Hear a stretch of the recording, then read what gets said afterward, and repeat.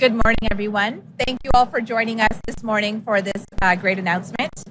My name is Jessie Sunner. I'm the Minister of Post-Secondary Education and Future Skills and the MLA for Surrey Newton. I'd like to start by acknowledging that we're gathered today on the traditional territories of the Musqueam and Tsawwassen First Nations. And it's an honor to be opening today's event to share how our government is strengthening BC's trades training system and building the skilled trades workforce that we need to drive BC and Canada's economy forward. I'd like to introduce our speakers for today. We have with us David Eby, our Premier of BC, Shelley Gray, our CEO of SkilledTradesBC, and Jordan Falk from the UA Piping Industry College of BC. So without further ado, I welcome Premier Eby to share a few remarks. Thanks, Jessie. Great to see everyone. I don't know if anyone behind me can hear what's being said. I don't know if there's any way to get the audio for the workers to be able to hear it too. If not, we'll just keep rolling. Good morning, everybody. It's good to see you. Thanks for joining us. Thank you to Ideal for having us here today. What an impressive facility, a former pulp mill that this company has taken and continually expanded from bay to bay. They compete internationally with the best in the world for major contracts, for infrastructure, for energy projects. And as you can see behind me, an incredibly skilled crew of people, some of whom have worked here for decades and who are training up the next generation. It's really great to be here, and I want to thank Ideal very much for hosting us at the facility today. How could I forget? C-SPAN as well, doing really impressive work on shipbuilding here. There's no question for British Columbians, for Canadians. There we go. Thank you. Perfect. For people around the world, they're facing big challenges. We are facing big challenges as a province. Our closest trading partner has declared a trade war against us for reasons unknown. The war in Iran is driving up costs dramatically, and it's showing up in people's daily lives. And when I think about groups of people in the province that are particularly feeling the brunt of this impact, it's young people who want to look forward to opportunities to own a home, to start a family, to build a life for themselves in British Columbia, and how important it is that we're supporting the next generation of British Columbians to find those opportunities right here at home. It's absolutely critical. But there is nowhere else in the world I'd rather be to face these big challenges than right here in British Columbia, because we have massive advantages that the rest of the world wishes they had in this moment. Whether it's energy resources, whether it's critical metals and minerals, whether it's our growing tech sector, our life sciences sector, our access to the coast to serve the world markets. There are so many opportunities for our province right now, and our government is moving with industry and with workers to seize those opportunities. Now, being in a place like this with all of these skilled workers and all of the hours that they put in to earn the credentials, the red seals that they have, a whole array of different skilled trades, electricians, painters, welders, pipe fitters. These workers have put in the time to be experts in what they do, not on one nuanced small piece of a project, but on an entire project and how it works together as an integrated whole. It reminds me of the importance of our Skilled Trades Red Seal program here in British Columbia and the choices that were made by previous governments around this program and what those consequences were. And the reason I want to talk about this is because decisions and debates are being had right now about what the future of British Columbia's skilled trades workers will be. And there are two paths, because we've seen it before. On the first path, it is a recognition that British Columbia is only as strong as our workforce.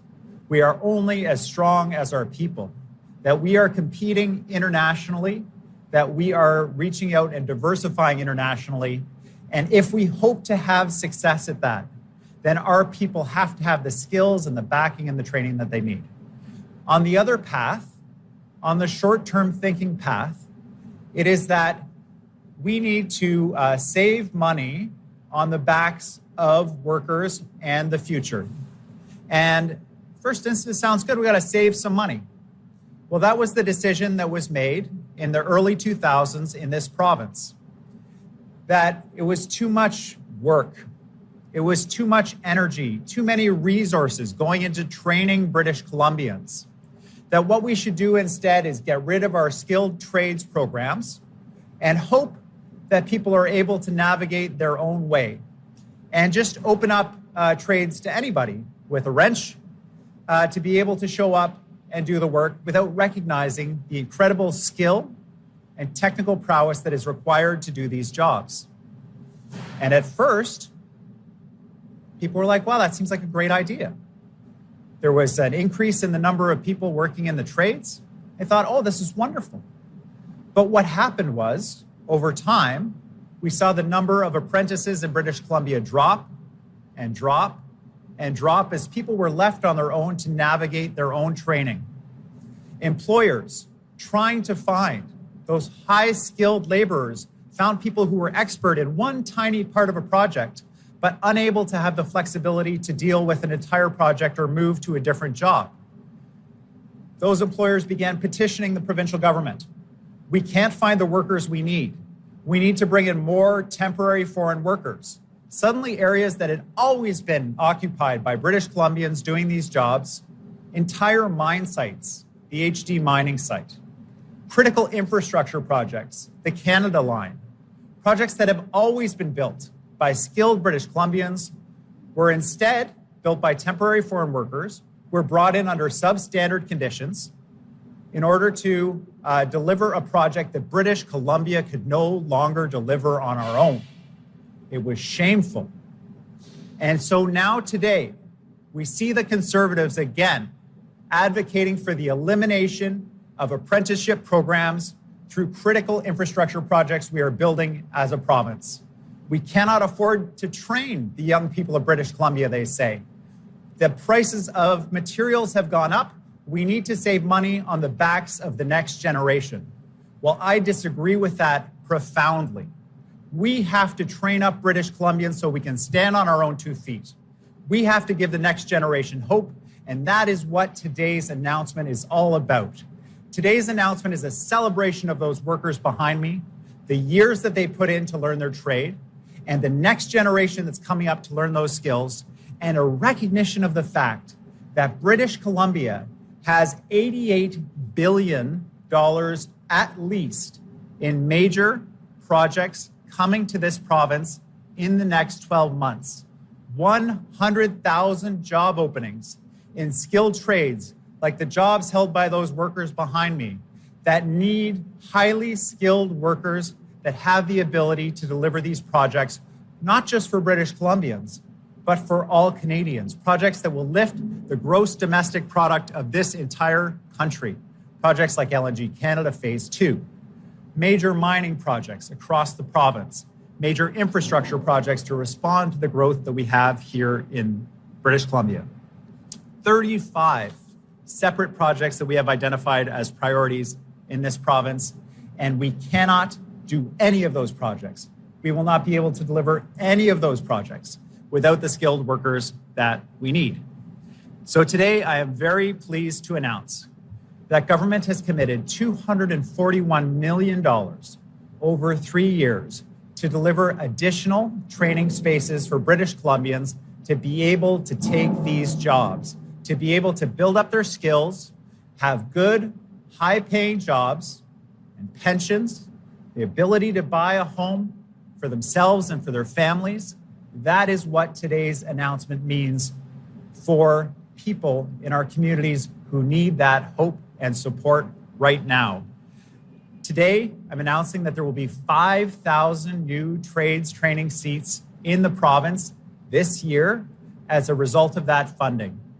This is absolutely, yeah, that's worth a round of applause, absolutely. These 5,000 seats help us to reduce wait lists. Nothing more discouraging than making the decision you want to go into a skilled trade. You can see that a place like Ideal is hiring, and they are hiring. and want to take that job and be met with an endless wait list. So reduction in wait lists, but also new seats in the areas that are most in demand in our province for the major projects that our government is delivering to grow our provincial economy and create opportunities for British Columbians. We will not grow this province on the backs of young people. We can only grow this province in partnership with young people, with British Columbians, by supporting them to get the skills and the training that they need to take the high-paying jobs that are being created by this moment of incredible tension and turmoil internationally.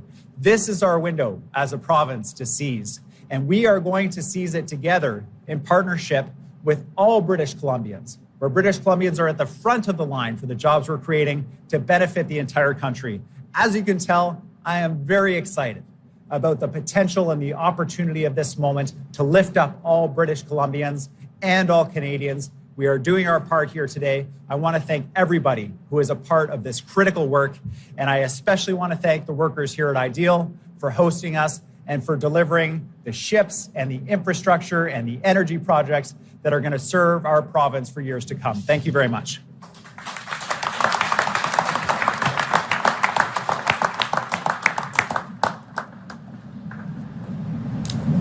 Thank you, Premier Eby, for your continued support and commitment to expanding opportunities in skilled trades across our province and creating opportunities for young people in every corner of our province.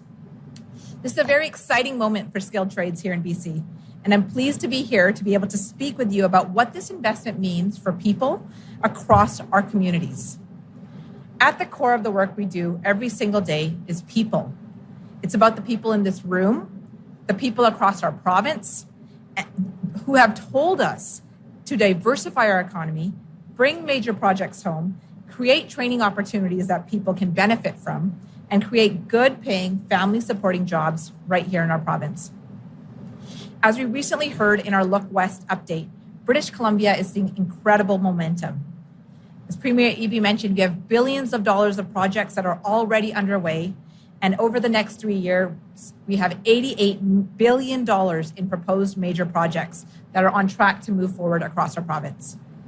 The province has nearly doubled its list of priority projects, reflecting real progress in clean energy, critical minerals, transportation, marine infrastructure, and construction. And with our government's $241 million investment, we're making sure that British Columbians are first in line to benefit from the tens of thousands of new jobs that are going to be coming to communities across our province. Our Look West strategy is about growing a more independent and resilient economy with more jobs that create opportunity right here at home and position BC as the economic engine of Canada. And that's where trades training comes in. This investment in the skilled trades, in people who want to enter into the skilled trades or continue their journey in the skilled trades, is about preparing British Columbians now so that we're first in line for the jobs of today and tomorrow. We're proud to make this investment in people. We're proud to invest in the trades. And this has been one of our priorities since we formed government in 2017. And it's been our priority to reverse the destructive approach that previous governments took towards trades training. Premier Eby mentioned how those impacts affected our ability to have the skilled trades workforce that we need today for the projects we're seeing. By going back on the skilled trade certification system and scrapping the system, by cutting funding to trades training, by cutting funding and making sure that no one was able to even be able to get new seats or to be able to hire apprentices. Previous governments have done years of damage that we are now working to undo. And I have to say, when it comes to being able to get to this place, we would not have been able to do it without the employers, without the union trainers, without the post-secondary trainers that have been there to fill gaps that have been left. And we are here to support them with this investment today. And today, we have the most number of registered apprentices that our province has ever seen, at almost 50,000 apprentices across our province. And over 11,000 of those are young people that want to make a life right here in British Columbia and see that path through the skilled trades to make a good life for them, for their families, and to have good paying jobs for the rest of their careers. But all of this didn't happen by accident. It happened due to a choice to invest in people, to invest in the trades, and to invest in training instead of cutting and walking away from the system. And that choice continues to remain, as Premier Eby mentioned. We must continue to recognize the importance of investing in the skilled trades training system so that we can continue to build and get these 5,000 new seats online in this year in order to make sure British Columbians are being put first for the opportunities that are emerging across our province. This year, with our $241 million investment, we have an additional $54 million that is being added to our skilled trades training budget this year. And this will fund the 5,000 seats that we talked about, with nearly 1,200 of those seats being right here in the Lower Mainland in the Fraser Valley. But that's not the only place where these seats will be. It will be in every corner of our province, whether you live in the Lower Mainland, whether you live in the north, and rural and remote communities as well. We are going to continue to work with institutions and our union partners to increase capacity over the years to make sure we have the skilled trade workforce that we need. We're also building a system that works for years to come by increasing per-seat funding across apprenticeship programs. We know how unfair U.S. tariffs, the war in Iran, and global inflation have affected affordability and the cost of living. We can all feel it in our daily lives. And this is something trades trainers also felt as costs of delivering training went up, as costs of infrastructure needed for training went up. And this investment will ensure that trades trainers have what they need to train people and get more apprentices into our system. We're also launching the Look West Workforce Readiness Initiative through SkilledTradesBC. More details of this will come soon, as Shelley Gray will be able to speak to that in time. But this initiative will bring more training to rural and remote communities instead of asking people to leave their families and go elsewhere to train. And we know that when people are trained in their community, they are more likely to stay in their community. And this is something that will benefit communities and employers directly, and it's something that we've heard and that we are responding to ensure that we have apprentices in every corner of our province where we need them. The skilled trades allows people to earn while they learn, build the life that they've dreamt of, and stay in their home communities. Whether you're finishing high school, switching careers, raising a family on one income, or simply want to have a better paying career, there's a trade for that. And starting this year, there's a seat for you too. This plan was built alongside people who know the system best. It was built with our public post-secondary institutions, the BC building trades, employers like Ideal Welders, and apprentices and journey persons who are going to do this important work every single day. Together, through Look West and through this historic investment, we're making sure that BC has the skilled workforce needed to deliver on the major projects that we have in our province to strengthen our economy and to create long-term prosperity for all British Columbians.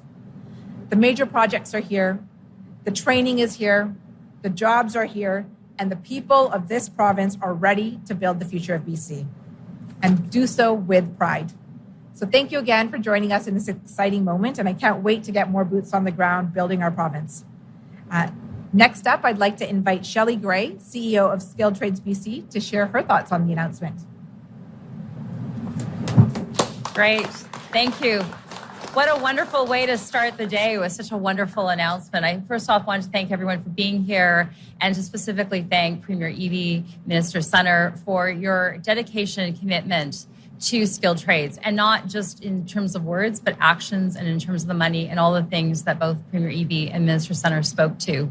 We at SkilledTradesBC are about building a world-class inclusive apprenticeship system that works for the province of BC. We are passionate about apprentices. We're passionate about red seals and making sure that people have the certifications that they need so they can lead meaningful careers and have meaningful and fulfilling lives. And that's work that we do on a day-to-day basis. I want to speak for a moment about what this actually means on the ground in terms of the day-to-day. Somewhere across this province, there is a young student finishing grade 12 and thinking about what do they do for a career? And a world of uncertainty that we're all experiencing and living in, and seeing certainty that can come through a skilled trades career in terms of having a steady job and it being rewarding and fulfilling. You think about the single parent who's living paycheck to paycheck with rising costs and wondering, how do I do this? And there's got to be a better way. And seeing the fulfilling and well-paying jobs and the steadiness that they can have in that career within skilled trades. You think about Indigenous apprentices and youth in rural parts of BC, thinking about these major projects that are coming and how they can be a part of it. And that's what this money represents. It's not just about seats. It's really, to me, about people. It's about fulfilling careers and fulfilling lives that they get to have through this mechanism of the seats and the money. So yes, the 5,000 seats is the beginning of this, the 12,000 here in 1,200 here in the Lower Mainland, but we are just getting started. Our goal is to make sure that any apprentice out there has access to a seat at a time and place in this province where they need it, so that they can better their career, better themselves, and better this province because of it. So thank you. This announcement is amazing, and it's going to change so many lives as we move forward. And I just think it's an amazing time for Skilled Trades BC, and an amazing time for the province of BC and Canada as we build a workforce that puts BC front and center as we move forward. So thank you very much.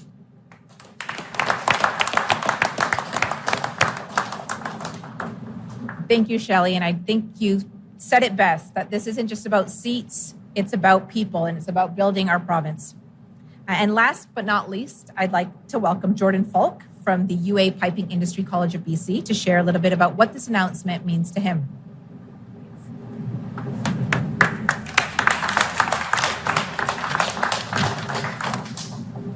Good morning. My name is Jordan Falk. I'm a proud UA Local 170 member, Red Seal steam fitter, Red Seal plumber, and program manager at the UA Piping Industry College of BC. UA Local 170 apprentices, we have over 1,000 UA Local 170 apprentices that we sponsor, with over 600 plumbers, steam fitters, sprinkler fitters, welders trained at our facility every year. Today is an important moment for them, skilled trades workers, apprentices, and future journey persons. I'm proud of the role our union has played in keeping the Red Seal alive in British Columbia and protecting the high standards that make our workforce one of the best in the country. But for too long, it's felt like unions were alone in this fight, carrying the apprenticeship and training system on our shoulders. Finally, we can say we have a true partner in this fight. For our training center alone, this funding creates over 1,000 new seats in the next 3 years. It eliminates waitlists for our essential programs and opens doors for families supporting jobs for British Columbians. It means training the people that work in this facility, Ideal Welders, and supporting British Columbia's shipbuilding industry. It means training the workers who build mega projects like LNG Canada and the North Coast Transmission Line. Major projects, they are essential to our economy. And most importantly, it ensures the next generation of trade workers have access to world-class training and meaningful careers right here in British Columbia. Thank you, Premier Eby, for choosing to invest in skilled trades workers and for being our partner in developing the most highly trained construction workforce in Canada. Thank you.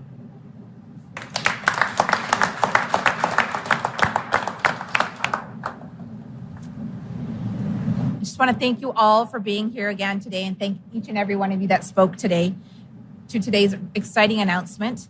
We're excited to have many more of these in different communities to talk about the impacts that every region in BC will face in terms of positive impacts from the investment that's been made. I will now, with that, pass it on. It's time for the media Q&A portion, so I will ask Premier Eby to come back, and I will pass it to Sachin.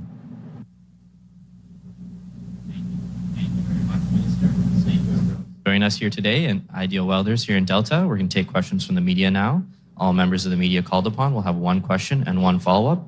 For media on the phone line, please remember to press *1 to enter the queue and to unmute yourself when called upon. We're going to start here in person with Jessica Chung from CBC. Thanks, Premier, for taking my question. We're going to do another topic here, though. We're hearing about a major meeting taking place sometimes today on white caps between federal, provincial, and municipal politicians and other stakeholders. Can you confirm this? And also, can you weigh in on, the white caps and the troubles that they're having and this push to kind of keep the caps here?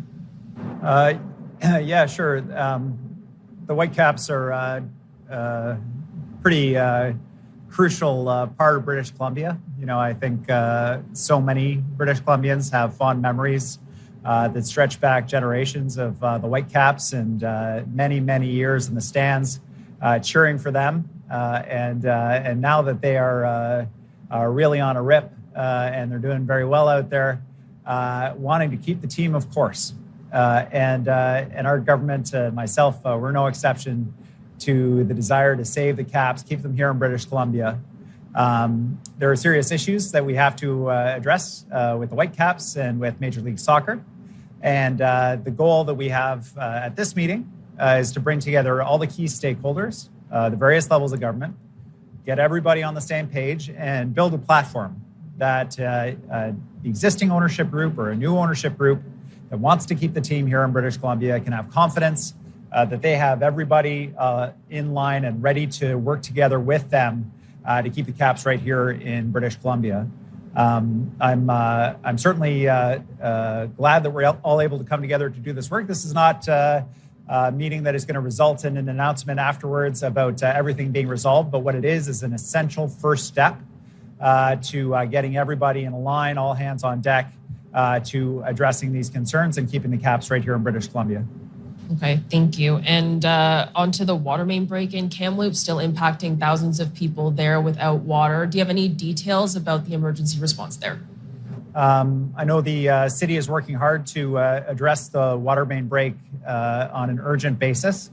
Our emergency management ministry, Minister Kelly Green and her team, have reached out and are offering assistance. Water is being trucked in, I'm advised, to the affected communities. And the goal is to get the water turned on again as quickly as possible. I understand there are about 8,000 households that have been affected by this water main break. And our ministry is there with the city of Kamloops working to get that water on as soon as possible. Next, we'll head to global news. Any recent conversations with the Prime Minister or Premier Smith about the route for a potential oil pipeline running through BC? And if so, what have they mentioned? I'm following along in the newspapers with everyone else in terms of the discussions between Premier Smith and Prime Minister Carney. This morning, I understand that there were negotiations about the national carbon price with Alberta and that there may have been a decision made to move forward with a price of $130 a ton. This is a big deal for British Columbia and the rest of Canada, because in the rest of Canada, we have a nationally mandated carbon price of $170. And it seems as though there's a possibility that this policy is being adjusted for a single province. I'm curious about what the federal government's perspective is, if this is in fact what the plan is. We are in direct competition with Alberta on certain projects. We will not be in a competitive position if Alberta has a special federal carbon price that the rest of us don't have access to in the rest of Canada. And so certainly I'm curious about what is being agreed to and what is being discussed. But I also understand no formal announcements have been made, and we look forward to more details from the federal government. In terms of our role with the federal government and where we are here today in the Skilled Trades announcement, I've been reaching out to the Prime Minister in early conversations about how we can ensure that BC's projects, which are real projects, which have proponents, which are in final investment decision, get the same amount of attention as the proposed Alberta pipeline project that still has no route and no proponent. I believe that we can get there, but we do need to make sure that there's a level playing field for everybody in Canada, and it's not just one province that gets special and treatment that results in a competitive advantage for them and a disadvantage for the rest of Canada. Next, we'll head to Rob Buffum from CTV. Go ahead, Rob. Well, hi, Premier. Yeah, hi. Thanks for taking my question. I wanted to follow up on that last question about the pipeline. CTV has heard from several sources that on Fridays, Prime Minister Carney is going to be going to Alberta to sign a deal with Premier Smith in what's being described as kind of the final piece of this pipeline MOU in relation to the carbon pricing you described. I just want to get your reaction, confirming that you've not been advised of this, you're just learning about this through the media, how you feel about that.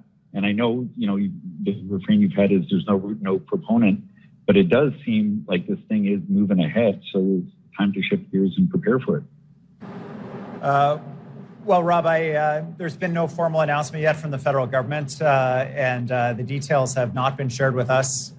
So we will be engaging with the feds on exactly what is being announced. The main anxiety I have is not Premier Smith's pipeline project at this point, which is still at the same spot it was a couple of years ago. The anxiety I have is a special set of policies for Alberta that put BC at a significant potential competitive disadvantage. I don't understand if that is in fact the plan, what the federal government's intentions are here and how we're going to remedy this issue for the rest of Canada. I won't speak for the other premiers across Canada, but I know that for British Columbia, we do compete with Alberta for major resource projects. Carbon price is part of that. If we have a federal carbon price of $170 and Alberta has a federal carbon price of $130, that is part of the components that a project proponent will consider in deciding where to move forward. And so for British Columbia, for the rest of Canada that has a different federal carbon price, I'm not sure how that's going to work. So reserve judgment until I hear formally from the government about what they're doing on this. But for now, I have a lot of questions. Do you have a follow-up, Rob? Same topic, as we've discussed lots, having a pipeline through the northwest coast would involve lifting the existing oil tanker ban, something you've adamantly opposed. I just want to get your thoughts on what that would mean for, you've talked about the impact on different economic projects with First Nations cooperation or, reluctant consent being required for projects. If indeed there were to be an oil tanker ban lifted in this landscape where there's been talk by your government in the last few weeks of modifying DRIPA, what would that do for your relationship with First Nations and for economic projects? And I just wonder if this reminds you of that scenario you talked about, two hikers vacationing in the North Shore, sand in the context of Saskatchewan's premier and Alberta's premier making plans for BC, but BC having to foot the bill. Are you worried you're going to be in a very difficult position in terms of First Nations relationships and projects? Well, Rob, as I say, the Premier of Alberta's pipeline proposal is exactly where it was, as far as I can tell, about 2 years ago. My anxiety is obviously an unlevel federal playing field for the rest of Canada compared to Alberta.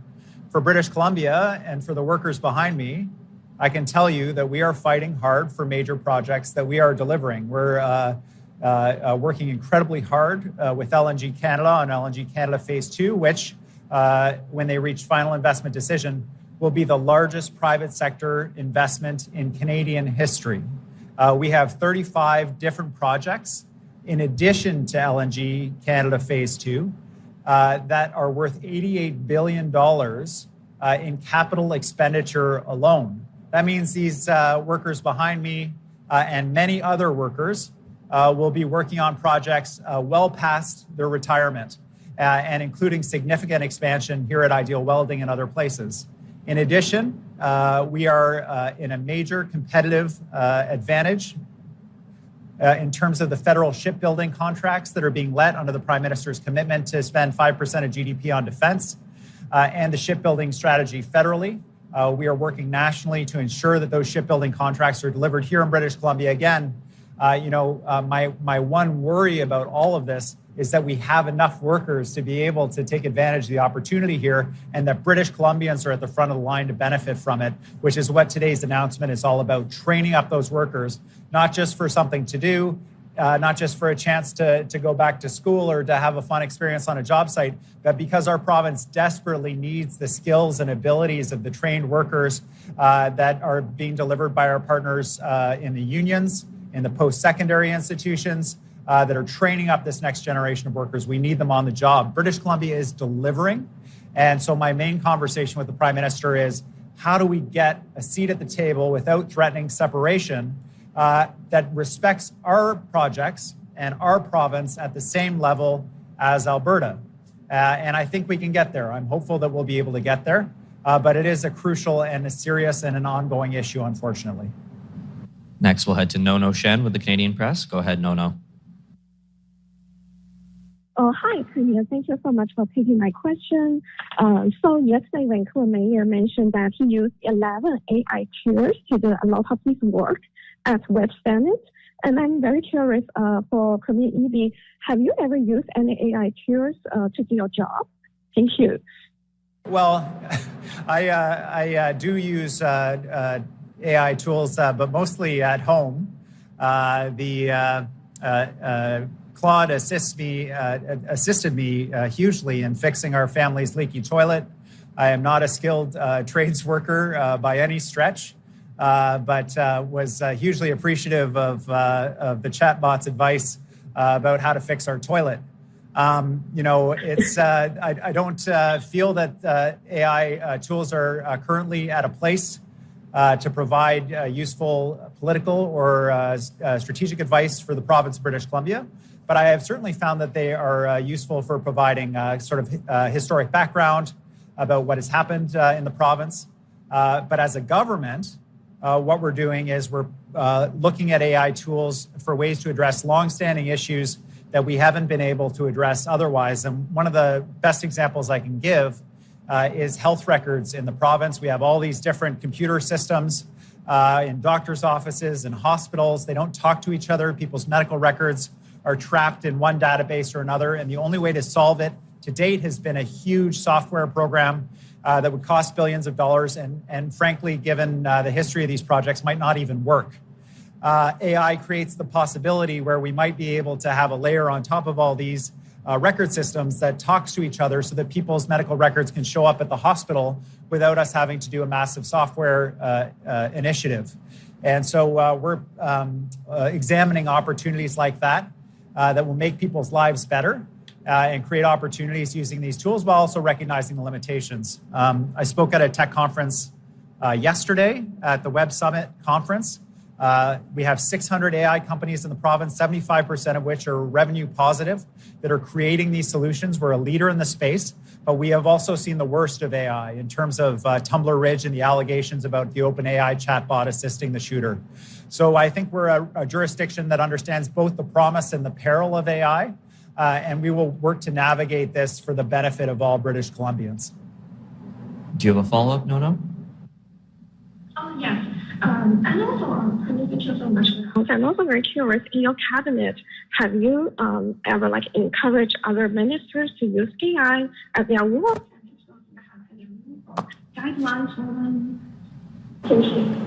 Thanks. I've actually encouraged all of our MLAs to experiment with AI chatbots and to understand the tools. I think that part of being an elected official means understanding both the threats and the opportunities of new technologies as they arrive. And it's not something that people automatically feel comfortable engaging with. I've encouraged all of my colleagues to download these tools, to try them out, to see what the conversation is about, where the limitations are, to understand that in a firsthand experience. Just like I encourage all of my colleagues to visit various job sites like we are today across the province, to meet directly with constituents, to understand what their day-to-day experiences are. The more that you have hands-on experience with various tools, with different groups of people, the better politician you're going to be, because you're going to understand the context in which you're making these decisions. So I also encourage British Columbians and BC businesses to experiment with these tools to understand what the opportunities are. And we'll continue to provide opportunities and support for us to remain competitive, because when I look at jurisdictions around the world that are adopting these tools, ultimately they will have a significant competitive advantage if we're not also keeping up. Next, we'll head to Albert from Fairchild. Go ahead, Albert. Premier, will you remove the PST of the buying new capital equipment to encourage business investment? And you know that small businesses and set up and new businesses, and to put BC in a better position against other provinces? Yeah, thanks. Good question. We're here at Ideal. They're a big company. There are many small companies that do manufacturing or that require to buy pieces of equipment to stay competitive or to serve global markets, which we're encouraging them to do. That's why in the budget, we put forward a specific tax credit for companies that are buying equipment to do manufacturing that actually exceeds the value potentially of the PST on that equipment, as well as provides additional tax credit space. We also expanded the venture capital tax credit, doubling the limit on that, allowing people to invest in early stage companies so that they can buy the equipment that they need to expand and be successful. What we're doing is we're putting a number of tools in place to allow our companies to be successful both here at home and internationally. And that is in addition to and separate from our $400 million strategic investment fund, which will support companies that are looking to expand their footprint here in British Columbia, to deepen their anchors here in British Columbia, create BC jobs, and help us to compete with jurisdictions in the United States and other places in Canada that are trying to lure our companies to those jurisdictions. So we're putting a number of tools on our tool belt to be internationally competitive and respond to the moment we're in terms of the threats from Donald Trump and the White House. And Albert, do you have a follow-up? Yeah, another question about the construction sector is struggling with slow market activities. Will the government reconsider changing the foreign buyer ban so that foreigners can buy a certain percentage of pre-sale housing units or pre-sale condos to kickstart some funding and investment for the construction sector? Yeah, thanks. A good and important question. First of all, the foreign buyer ban is a federal ban. British Columbia has never put a ban in place, and we did that for good reason. We have felt that a ban didn't respond to the realities of what was needed in the market, especially looking at jurisdictions that had taken different approaches like Australia to respond to large amounts of international money in the housing market. What we did instead was recognize a basic thing. Look, a young person who's looking for a home, a family that wants to find a home, they want to buy into the market. They are in British Columbia using BC dollars earned here, paying BC taxes, and they're trying to buy a place. People who are showing up and earning their money internationally in a low tax jurisdiction and bringing that money to British Columbia to compete against British Columbians who are paying taxes here to buy the same place, it puts British Columbians at a disadvantage. So we put in place the speculation and vacancy tax, which levels the playing field. We don't say people who earn money internationally don't come to British Columbia, which is what a ban does. We just say you just also need to pay the taxes that deliver the roads, the sewers, the schools, and the other pieces, just like a BC taxpayer does. And then you're competing on a level playing field here in British Columbia. Of course, the Conservatives want to get rid of that. Again, their total indifference to young people trying to build a home here, trying to create opportunity for themselves and their families, preferring people earning money internationally, not paying taxes in British Columbia, and then coming here to buy homes. That is their solution, if you can imagine, to the challenges that young people face getting into the housing market right now. Just as rents are starting to come down, just as wages are going up and home prices have stabilized, to give people even the possibility that they might someday be able to own a place. Now they want to get rid of the Airbnb restrictions. Now they want to get rid of the foreign buyer, the speculation and vacancy tax, and welcome in people who aren't paying taxes to compete against British Columbians who are working hard, paying their taxes, and doing their work here in British Columbia. That is the agenda of the Conservative Party, to get rid of the skilled trades opportunities for British Columbians, to put British Columbians at an unfair disadvantage when it comes to housing. And I don't know who they think they are serving, but it is certainly not the long-term interests of British Columbians. We will work with the construction sector. We'll help them build faster. We've helped them with zoning. We're helping them with modular housing construction to bring down the cost of construction, all of which is to assist British Columbians in getting into a home, being able to own their own home. We are seeing progress on this front, and we will continue that work. Thank you very much, everyone. That concludes today's event. We're going to take a group photo now.